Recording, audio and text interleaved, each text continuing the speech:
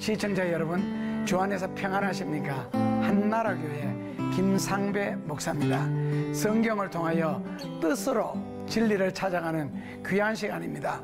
필기도구와 성경을 앞에 놓으시고 함께 진리를 나누도록 하겠습니다. 응답받는 기도의 비결에 대해서 성경적으로 공부하도록 하겠습니다. 응답받는 기도의 비결에는 두 가지가 있는데 구약 성경에 나오고 신약 성경에 나옵니다.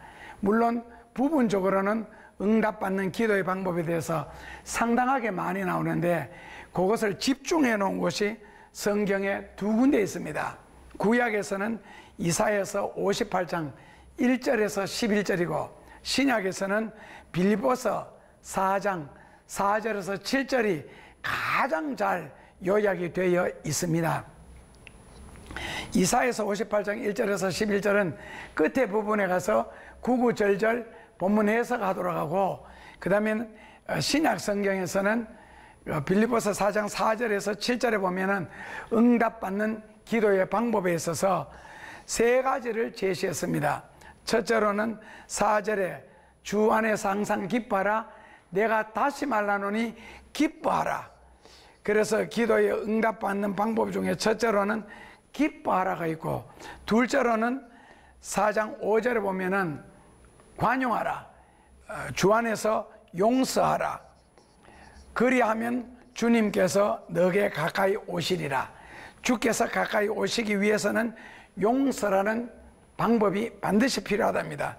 셋째로는 아무것도 염려하지 말고 오직 모든 일에 기도와 간구로 너희 구할 것을 감사함으로 아뢰라. 그리하면 지각에 뛰어나신 하나님께서 다 권고해 주시는, 처리해 주시는 내용이 나옵니다. 그래서 첫째로는 기뻐하라. 아무리 낙심할 일과 괴로워할 일, 슬퍼할 일이 있어도 무조건 기뻐하랍니다. 주 안에서 기뻐하라. 그리고 항상 기뻐하라. 기뻐해야 할 이유는 시편 37편 4절에서 하나님이 하시는 일에 대해서 기뻐하는 자의 소원을 이루어 주신다. 그래서 괴로운 일, 슬픈 일, 어려운 일, 힘드는 일이 생겨도 하나님께서 내게 그렇게 해 주셨다, 이렇게 믿으면 기뻐할 수 있답니다. 내가 잘못해서, 내가 연약해서 그렇게 잘못된 것이 아니라 하나님께서 내게 그렇게 하셨다. 다니엘이 죄가 많아서 사자굴 속에 들어가고 사드락 메삭 아벳느고가 풀무불 속에 들어가는 것은 내가 잘못해서 죄가 많아서가 아니라 하나님께서 나를 그 속으로 세상적으로 말하면 밀어넣으셨다, 성경적으로 말하면 인도하셨다. 왜 불에 타 죽는 것으로 하나님이 인도하시고 왜 사자굴 속에 사람이 죽는 것으로 인도하셨느냐? 그것은 우리가 모를 일이죠. 하나님이 그렇게 하셨다는 겁니다. 그래서 그런 가운데서 인간이 할 수 있는 일이 무엇이냐? 기뻐하는 것, 감사하는 것, 기도하는 겁니다. 그래서 기뻐하라, 감사하라, 기도하라, 이 세 가지는 삼위일체처럼 동행하는 것 같습니다. 그 앞에서 만약에 원망했더라면 거기까지였겠지요. 그러나 풀무불 직전에서도 믿음으로 그들은 행하였고, 사자굴 입구에서도 믿음으로 다니엘이 들어갔을 때 결국 하나님은 먼저 사자굴 속에 들어가 계셨고 풀무불 속에 먼저 들어가 계셨습니다.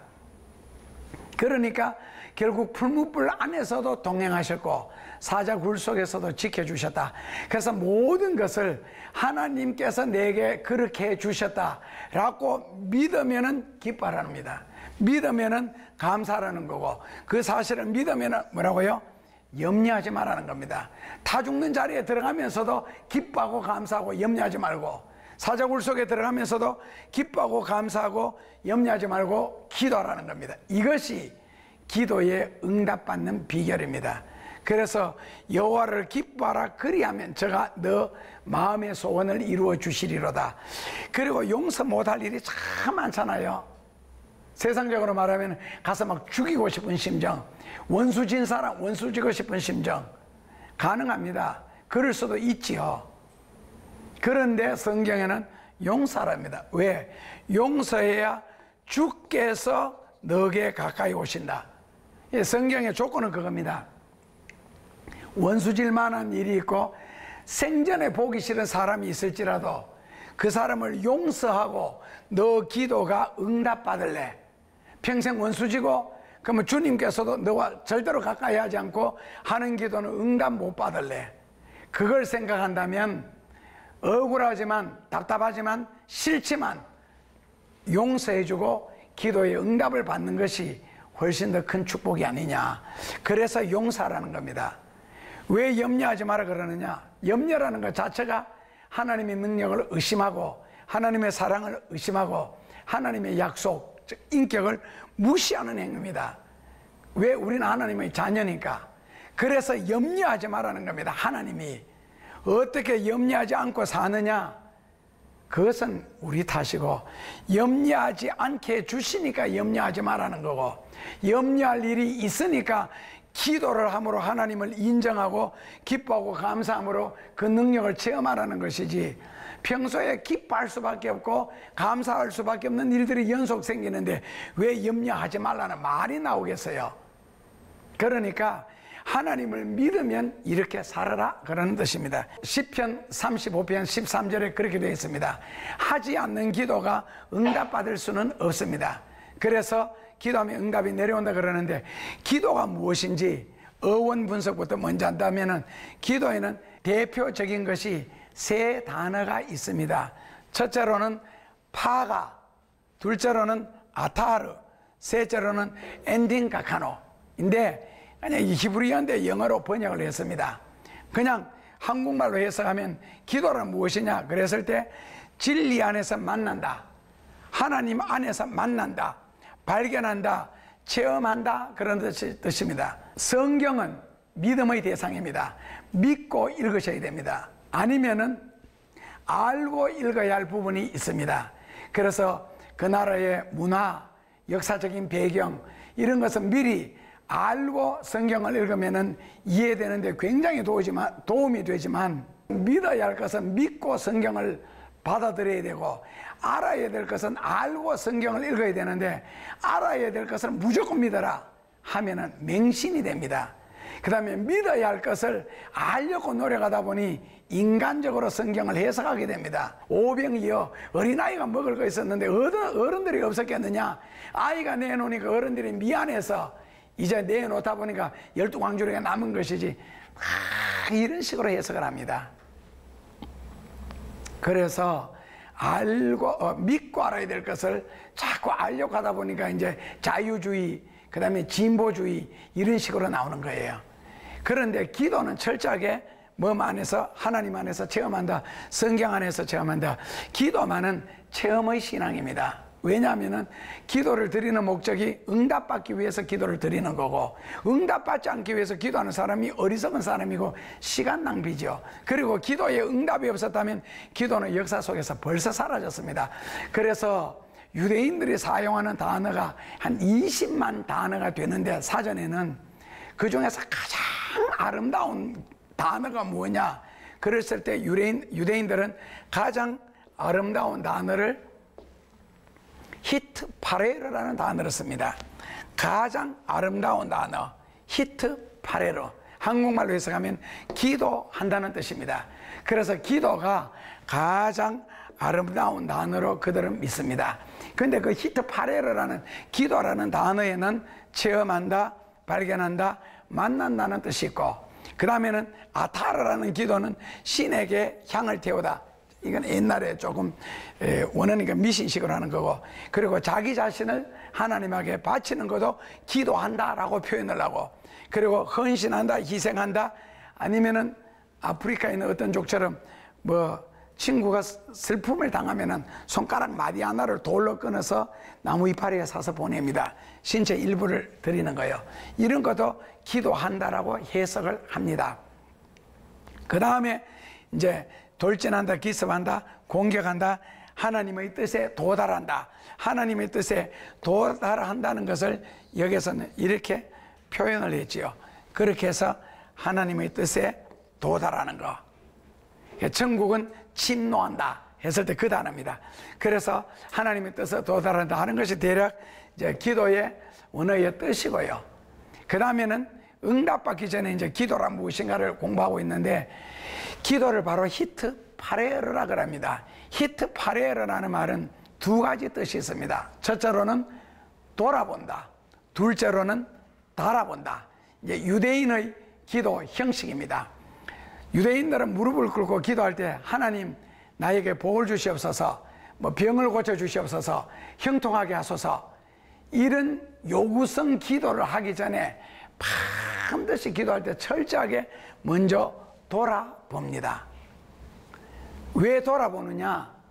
내가 지금 하나님 앞에 기도하려고 할 때에 하나님께서 여기에서 내 기도를 들으시는데, 이 기도하러 올라가는 도중에 막히는 것이 있으면 안 된다는 거예요. 그렇다면 내가 기도할 때에 하나님 앞에 이 기도가 상달치 되지 못하도록 막히도록 하는 방법이 무엇이냐? 그것이 바로 유대인들은 죄라고 생각을 합니다. 유대인들이 죄라고 생각하는 것이 아니고 성경에 죄라고 해놨습니다. 그래서 죄인데, 그래서 유대인들은 하나님 앞에 소원을 빌기 전에 먼저 철저하게 회개를 합니다. 에레미야 예가 3장 40절에서 44절에 보면 바로 이 내용이 나옵니다. 제가 에레미야 예가 3장, 원래는 39절에서 44절인데 그 예가 그 중에서 40절에 보면은 우리 행위를 스스로 조사하여 보고 하나님께 기도하자. 행위를 스스로 조사를 하다 보니까, 행위를 조사하다 보니까 결국 들통나는 게 뭡니까? 죄겠죠. 당연하게 죄. 그래서 스스로 행위를 조사하여 보니 하나님 앞에 정신적으로 지은 죄, 육체적으로 지은 죄, 물질적으로 지은 죄, 인간적으로 지은 죄, 영적으로 지은 죄, 이런 것들이 들통나니까 이 죄라는 게 항상 기도를 가로막고 있거든요. 그래서 스스로 행위를 먼저 조사해라. 스스로 행위를 조사하여 보고 하나님 앞에 무릎을 꿇자. 그럼 무릎을 꿇었으면 먼저 행위를 조사해라. 그러니까 우상 숭배라는 게 꼭 우상에게 무릎 꿇어야 우상 숭배가 아니잖아요. 물론 역대상 5장에서는 그렇게 했는데, 나중에 신약의 골로새서 3장 5절에 보면은 마음속으로 당장 필요 없는데도 갖고 싶은 거 있다. 그걸 우상 숭배라 그랬습니다. 탐심이라 그랬죠. 그러니까 이제 스스로 행위를 조사해 보자. 그렇다면 스스로 행위를 조사하지 않고 그냥 하나님 앞에 내가 급한 거 기도 드리는 거 있잖아요. 아이가 성적을 잘 나오게 하시고, 사업은 형통하게 하시고, 내 병은 고쳐주시고, 나에게 기쁨은 주시고, 이런 식으로 막 기도한다면은 에레미야 예가 3장 44절에 무슨 말씀이 나오느냐면은, 스스로 구름으로 가리우사, 구름으로 이 가리우사 너의 기도를 하나님 앞에 상달치 못하게 하려 하심이니라. 그러니까 결국에는 기도를 상달치 못하게 하신다. 다른 말로 바꾸면은요, 하나님이 기도를 거부하신다, 그러는 뜻입니다. 시편 66편 18절에 사람의 마음속에 심중에 죄를 품으면 하나님은 그 기도를 듣지 아니하신다. 그러니까 죄만 심중에 죄를 품기만 해도 하나님이 듣지 아니하시는데, 실제로 죄를 지으실 때는 당연하게 하나님께서 거부를 하시죠. 막으시죠. 그래서 여기에서 사람이 마음속에 죄를 품으면 하나님이 기도를 듣지 아니하신다 했을 때, 그렇다면 죄를 품는다는 말이 무슨 뜻일까? 죄를 품으면 했을 때, 죄를 품으면 그라는 말은 원어 그대로 해석을 하면은 죄를 짓는다라는 뜻이 아니고, 죄에 대해서 관심만 가져도, 아니면 죄에 대해서 마음만 기울여도 하나님은 너 기도를 안 듣는다. 굉장히 철저하시죠. 그래서 하나님 자체가 정결하시고 거룩하시기 때문에 사람이 죄에 대해서 관심만 가져도 이미 그 기도는 상달 안 되고, 죄에 대해서 마음만 기울여도 벌써 하나님은 너 기도를 안 들으신다는 거예요. 그래서 우리 기도가 하나님 앞에 상달되기 위해서라도 절대로 죄에 대해서 관심을 갖거나 마음으로 기울여진다면 이미 성경에는 하나님을 떠났다 그러는 겁니다. 왜? 정말 진리가 있고 하나님 은혜가 있다면 왜 죄에 대해서 관심을 기울여야 되고 죄를 마음에 품어야 됩니까? 진리를 품어야 되고 하나님의 일에 대해서, 교회에 대해서, 성경에 대해서, 영혼에 대해서 관심을 가지고 마음을 기울여야죠. 이 정반대로 행하는 거예요. 그래서 결국 죄를 품으면 하나님 반대편에 선다 그러는 뜻입니다. 물론 인간이 연약해서 죄를 지을 수는 있지요. 그러나 할 수만 있으면은 이라는 뜻입니다. 할 수만 있으면은, 웬만하면. 그러나 이 선한 생활, 진리의 생활이 몸에 배이다 보면은 죄는 점점 멀어집니다. 그림자를 처리하려고 하면요, 평생 처리 안 됩니다. 그냥 빛을 향해 앞으로 나가면은 그림자는 따라오는 것이죠. 그러나 그림자를 따라가려고 하면은 평생 뛰어다녀도 그림자 못 잡습니다. 마찬가지입니다. 그래서 죄가 마음속에 있으면 하나님이 기도를 거부하신다. 스스로 행위를 조사해보고 회개하지 않으면 기도가 하나님 앞에 상달되지 아니한다는 뜻입니다. 그러니까 죄를 품으면서 회개를 하지 아니하면서 기도를 들어달라, 이루어달라, 그런 것은 도저히 있을 수가 없는 이야기죠. 또 이루어지지도 않고. 그러나 내 편에서는 열심히 기도하고 목이 쉬도록 기도했는데 응답은 안 됩니다. 왜요? 처음부터 하나님이 안 듣고 계십니다. 죄를 마음에 품으면 하나님이 기도 듣지 아니하시고 스스로 구름으로 가리우사 너의 기도를 하나님에게까지 상달치 못하게 하려 하심이니라. 둘째로는 달아본다 그러는 뜻이 있습니다. 달아본다. 유대인들은 하나님 앞에 이런 복을 주시옵소서, 저런 복을 주시옵소서라고 하기 전에 내가 과연 복받을 짓을 했는가, 그거 먼저 고민합니다. 그러니까 스스로 행위를 조사하고 회개한 후에는 일단 기도의 통로가 하나님 앞에 열렸습니다. 열리다 보니 이제는 소원을 아뢰할 차례잖아요.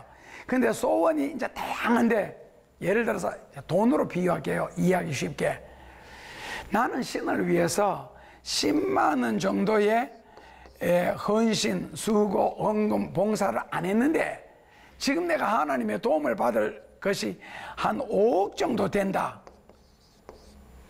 그러면은 달아본다 할 때 유대인들이 사용하는 저울은 평양저울이죠. 여기에 내가 하나님 앞에 10만 원만큼 헌신했습니다. 받아야 할 응답은 5억입니다. 자, 이래서 평양저울에 달았을 때 어느 쪽으로 기울어지죠? 당연하게 이러면 응답이 안 됩니다. 적어도 비슷하든지 여기가 무거우면 확실하게 올라가겠죠. 그래서 같은 환자를 위해서 기도해도 의인의 간구와 역사는 이미 많으니라. 의인이라는 것은 평소에 하나님 앞에 이 부분을 많이 쌓는 거예요. 내가 할 수 있을 때. 그 마태복음 25장 양과 염소의 비유에서 나오는 것처럼 작은 어린 소자에게 평소에 한 것이 곧 내게 한 것이니라. 그러니까 누가복음 6장 38절에 주라. 그리하면 내가 너에게 주겠다. 되어 흔들어 넘치도록 하여 너에게 안겨주리라. 되어 흔들어 넘치도록, 내가 작은 것을 베푸는 동안에, 아니면은 생각하는 것에 넘치도록, 에베소서 3장 20절 이하에 있는 것처럼. 그러기 위해서는 평소에 하나님을 위해서 내가 건강하고 시간이고 물질이 있고 섬길 수 있고 하나님 앞에 드릴 수 있을 때 히스기야처럼 부지런히 이런 생활을 계속해 놓으면은 나중에는 내가 하나님 앞에 요구할 것이 이거보다도 훨씬 더 크다 할지라도 이것은 기도가 응답이 됩니다. 왜? 평소에 진정성, 진실성 있게 이렇게 살아왔기 때문에 그렇습니다. 이게 삶이 진리로 바르게 잡혀 있으니까 진리 자체가 성경에는 요한복음 14장 6절에서는 예수님이고 요한복음 1장 1절에서는 진리는 곧 하나님이고 요한일서 5장 7절에서 진리는 곧 성령이다. 그래서 내가 평소에 진리를 따라 산다는 것 자체가 하나님께 순종하고 예수님과 같은 방향을 걷고 있고 성령께서 우리에게 힘을 주신다면 그분께서 우리를 이 길로 더 큰 길, 더 귀한 길, 더 넘치는 길로 주시고, 그리고 시편 68편에 보면은 소원 보다가 소득이 많다 하는 말씀이 나옵니다. 소원은 주여 한 달에 내 생활 속의 수입이 500만 원만 되었으면 편하게 살 수 있겠습니다 했는데 한 달 수입을 하나님이 3천만 원 이상 수입이 되게 하셨다. 그러면 소원보다 소득이 많지요. 그러니까 평소에 진리를 사랑하고 주님을 따라 산다면 이런 역사가 일어난다는 겁니다. 이걸 우리는 축복이라 그러죠. 창세기 26장 12절에서 13절에 보면은 이삭이 그의 농사를 지어 100배를 얻었고 하나님께서 복을 주심으로 번성하고 왕성하여 마침내 거부가 되었더라. 이삭이 그의 농사를 지어 100배나. 요 이삭은 누구예요? 여러분들 자신이죠. 우리 자신이고요. 농사를 지어, 이 뭐 사업을 하여, 직장 생활을 뭐 다양하게 표현할 수 있겠죠. 100배를 얻었다 하는데 다른 사람은 직장 생활에서 월급을 250만 원 받는데 나는 100배 2억 5천만 원 받았다. 이게 아니에요. 그런 월급쟁이 어디 있습니까? 대한민국에. 한 달에 월급 25. 그래서 100배는 얻었다는 말은요, 크게 복을 받아 농사가 잘 됐다는 뜻이 아니고 농사가 오히려 안 됐다는 뜻입니다. 그러니까 하나님께서 복을 주심으로 결론은요, 번성하고 왕성하여. 이건 하나님이 복을 주심으로, 이게 플러스 알파라 그러죠. 오병이어를 들었는데 예수님께서 축복 기도하심으로 5천 명이 먹고 12광줄이 남았다. 이런 걸 우리는 축복이라 그럽니다. 그렇다면은 번성하고 왕성하여 마침내 거부가 되었더라. 그러니까 결국 내가 평소에 믿음으로 산다면 하나님은 훨씬 더 큰 문제라도 우리 가운데서 해석할 수 있고 역사할 수 있고 축복할 수가 있다는 뜻입니다. 유대인들이 기도하면서 회개하는 이유는 기도의 통로를 열기 위해서, 기도의 문을 열기 위해서, 영적인 문을 열기 위해서, 둘째로는 달아보는 이야기는 하나님 앞에 소원을 아뢰기 위해서, 합당한 복을 구하기 위해서. 그러나 평소에 말씀대로 순종하고 진리를 실천한다면 생각하는 것에 넘치도록 얼마든지 하나님은 역사해 주신다는 뜻입니다. 자, 그렇다면 구약 성경에서 기도에 대해서 가장 잘 응답에 대해서 표현한 것이 이사야서 58장 1절에서 18절인데 그 성경을 펼쳐놓고 이건 한 구절씩 읽어야 대답이 나옵니다. 거기 보면은 이제 좋은 말은 보통 신학 가기 전에 1절 응답을 많이 받지요. 크게 외치라, 아끼지 말라, 이 말씀을요. 대체로 이 말씀은 은혜 다 받는 것 같습니다. 2절에 그들이 날마다 나를 찾아 나의 길 알기를 즐거워함이 마치 의를 향하여 그 하나님의 규례를 피하지 아니하는 나라 같아서 의로운 판단을 내게 구하여 하나님의 가까이 하기를 좋아하며. 여기까지는 상당하게 좋은 내용입니다. 그러면서 3절부터 9절까지가 3절부터 11절까지가 이제 기도에 대해서 잘 나옵니다. 3절부터 11절까지가요. 그 3절에 보시면은 우리가 금식하여 주께 우리가 금식하며 기도하는데 주님께서 우리를 돌아보지 아니하면 어쩜 일이뇨. 기도 중에서 이제 작정 기도가 있고 작정 기도도 있고 새벽 기도도 있고 금식 기도, 기도도 있고 산기도도 있고 막 온갖 기도 다 했을 텐데 제가 기도해 보니까 철야 기도도 있고요. 이 중에서 제일 어려운 기도가 새벽 기도 같아요.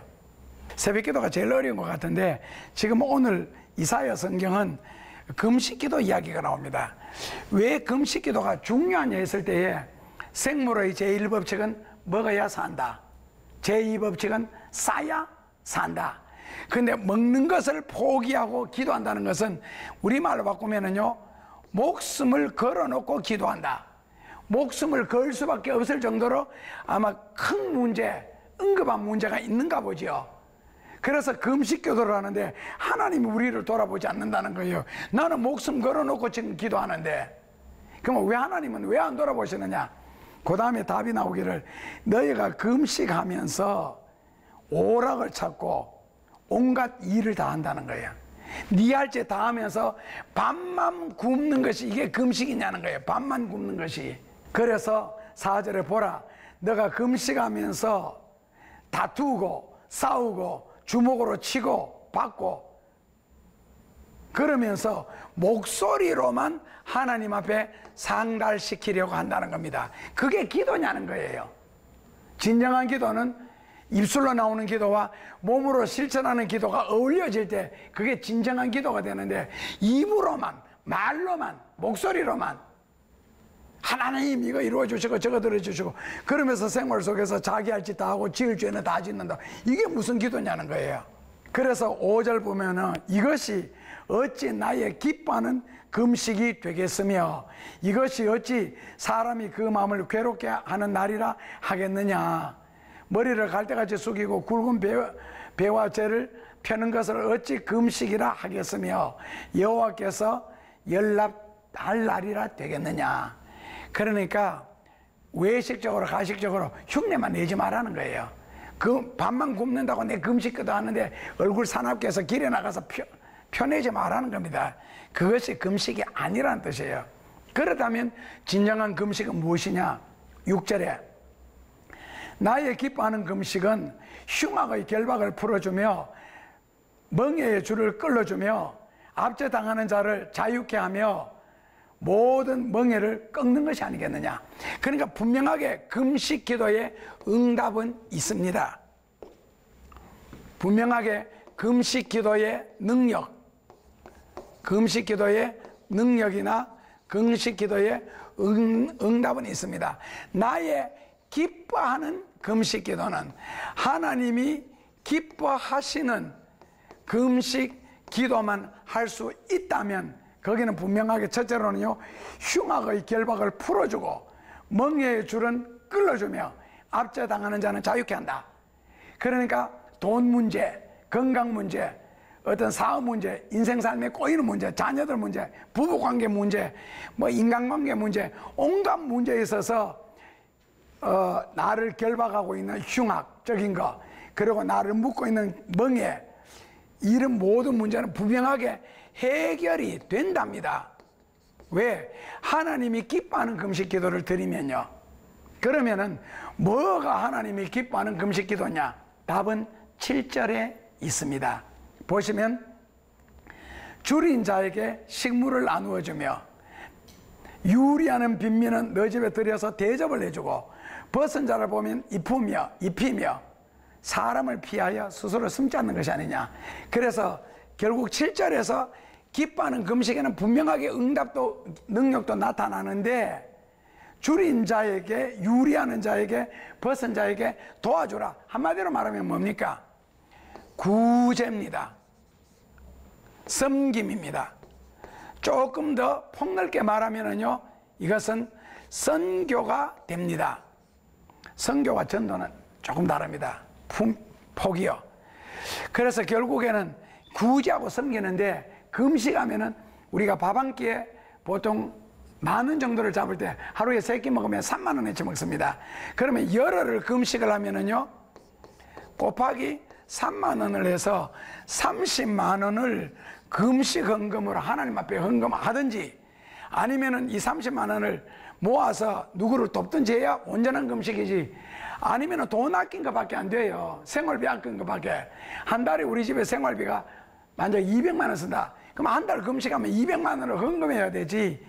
헌금 안 하는 것은 그거 아니고, 그리고 뭐 한 5만 원, 10만 원 이렇게 흉내 내는 거, 그것도 온전한 금식이 아닙니다. 반드시 금식에는 구제가 포함되셔야 됩니다. 왜? 그것이 하나님이 기뻐하는 금식이 되기 때문에 그렇습니다. 그 하나님이 기뻐하는 금식을 드리면은 8절에 이런 답이 나오죠. 그리하면 너 빛이 아침같이 비칠 것이요 너 치료는 급속할 것이며 너 의가 너 앞에서 행하면 하나님의 영광은 너 뒤에서 호위하리라. 아주 독특한 표현이 나오죠. 뭐라고요? 8절에 너 빛이 아침같이 비칠 것이다. 그 서광이 있다는 거죠. 이렇게 믿음으로 산다면. 그 다음에는요, 치료가 급속할 것이며, 이건 병이 빨리 낫는다는 뜻이 아니라 치료, 하나님으로부터 해결해야 할 문제, 도움을 받아야 할 문제, 응답받아야 할 문제가 급속 빨리 이루어진다는 거죠. 행위가 포함되면은. 그 다음에는 너 의가, 이것이 아주 좋은 표현이죠. 의가 행하면, 그 다음에 뭐라고요? 하나님의 영광은 너의 뒤를 따라간다. 그러니까 순종 없이, 행함 없이, 실천 없이는 하나님의 영광도 나타나지 않는다는 뜻입니다. 기독교인들이 수없이 하는 기도 중에 주여 이렇게 축복해 주시면 내가 주를 위하여 이렇게 하겠다. 우리는 이걸 반대로 하잖아요. 하나님의 영광, 하나님의 축복, 이 먼저 있으면은 이 중에서 일부를 드리겠다. 예를 들어서 로또 하는 분들, 로또는 경험들이 다 있으니까요. 하면은 예를 들어서 20억을 받는다고 가정했을 때, 그러면은 주에 그 중에서 11조와 감사는 꼭 드리겠습니다. 아니면은 뭐 3,7자로 합시다. 내가 20억 중에 70%하고 30%는 내가 헌금 드리겠습니다. 어떤 사람은 반반 합시다. 극단적으로는 9대1로 하겠다는 거예요. 하나님 앞에 90% 들고 내가 1%, 10% 하겠다. 자, 그러면은 로또 복권이 얼마입니까? 한 장에? 옛날에는 500원 했는데 요즘은 1,000원 합니까? 잘 모르겠는데. 자, 1,000원 한다고 가정하고 1,000원을 투자해서 자, 20억 했을 때 반반 들으면 내가 10억을 하고 하나님이 10억 드리겠습니다. 50%. 엄청 믿음 좋은 것 같지만 이건 아주 도적놈입니다. 사기꾼이고요. 1,000원 투자해서 10억 벌 수 있는 세상에 일이 뭐가 있습니까? 우리나라 기업이 1,000원 투자해서 사업을 해서 외국에 수출하고 얼마 버는지 아세요? 70원 법니다. 1,000원 투자해서요. 100원도 못 봅니다. 그런데 1,000원 투자해서 10억을 갖겠다. 이거는 말도 안 되는 날강도지요. 하나님을 이용한 날강도. 뭐 90% 드리겠다. 그러면 2억 버는데 18억을 들여도 1,000원 투자해서 이거는 절대로 있을 수가 없는 일이고 하나님은 이렇게 역사하시지도 않습니다. 그러니까 하나님이 축복해 주시면, 하나님이 내게 베풀어 주시면 이렇게 하겠습니다. 그것은 기도도 아니고 신앙도 아닙니다. 성경에는 분명하게 네가 바르게 사는 삶이 앞서가면 하나님의 영광은 네 뒤에 따라간다. 그리고 구제를 하고 섬기고 살면 너 치료가 급속할 것이고 너가 미래가 있게 산다. 그리고 9절에 뭐라고 해놨어요? 너가 부를 때는 나 여호와가 응답하겠고 너가 부르짖을 때는 말하기를 내가 여기 있다 저기 있다리라. 기도하고 부르짖는 것이 하나님이 역사가 일어나고 응답이 일어나고 함께 하시겠다는 겁니다. 그래서 너는 그것 때문에 만족할 것이고 너 빛은 흑암 중에서도 발할 것이며 어두움도 낮과 같이 너 앞에 다리라. 하나님이 항상 11절에 나 여호와가 너를 항상 인도하여 마른 곳에서도 너 영혼을 만족해 하며 너 뼈를 경고케 하리니 너는 물된 동산 같겠고 물이 끊어지지 아니하는 샘 같을 것이니라. 결국 믿음으로 사는 자에게, 말씀을 순종하며 사는 자에게 주시기 전에 이미 받은 것으로 먼저 헌신하고 봉사하고 구제하고 선교할 때 하나님의 역사는 놀랍게 일어날 겁니다. 여러분들이 헌금하는 방법도 다양할 거고 헌금의 사용은 용도도 다 있을 겁니다. 가장 제가 보람있게 선교한 것은 방송 선교입니다. 언제든지 말씀을 들을 수 있고 은혜를 받을 수 있고, 그리고 전 세계를 향해서 동시에 이 선교를 할 수 있는 유일한 방법이 저는 그 방송 선교라 생각합니다. 여러분들의 신앙이 더욱 아름답고 치료가 급속하고 내가 여기에 있다 대답하겠고 흑암 중에서도 너는 빛날 것이고 물된 동산처럼 범사가 형통하는 놀라운 축복의 그 셈이 마르지 아니하는 역사가 여러분들의 삶의 현장에서 계속 되어지기를 주님의 이름으로 축원합니다.